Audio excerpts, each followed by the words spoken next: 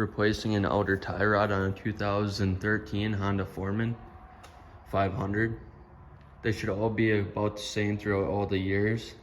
I'm sure the Rancher is the same also. Once you have it jacked up, take the tire off with a 17 mil.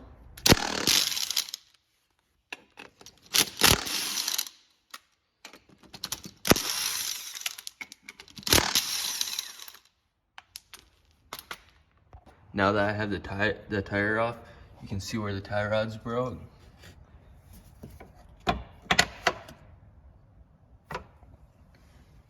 It gets bolted right up into there. So now time to take this one off. On this one, you can see there's the cotter key. Should be able to pull that out.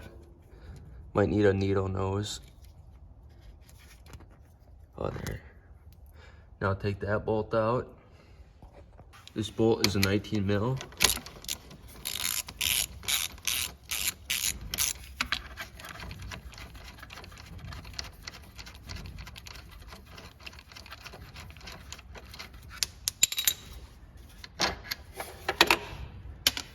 You can see this side just came out and broke. And the inside's gonna be another 19 mil.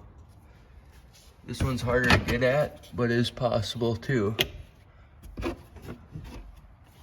get at. Now the inside is a little bit harder to get to. So what I did is I just held this back. You can just take this piece of plastic off too. And you need a wrench like this, 19 mil, and sneak it in through down on the bottom there. When you start turning, it'll probably turn the wheels, but that's fine. Once the wheels are all the way turned, then that nut will bust loose, and then you can pull it off by hand there. Now you can see the old tie rod is out. And this is the piece that broke.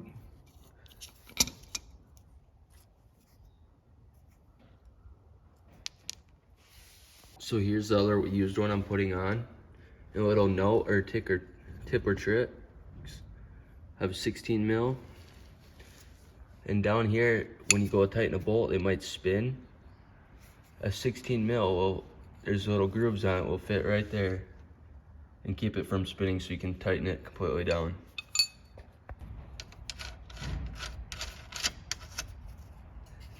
So now I have them both hand tight.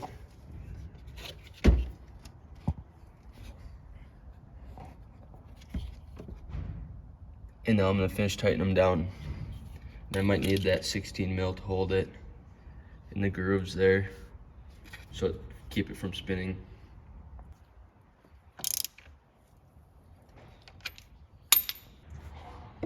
Now that everything's tight, you should be able to put your cotter keys back in and then put your wheel back on. The hardest part about this job was just that inside, just getting a wrench in there, but if you pull the shield back, you should be able to get it on. And there she is.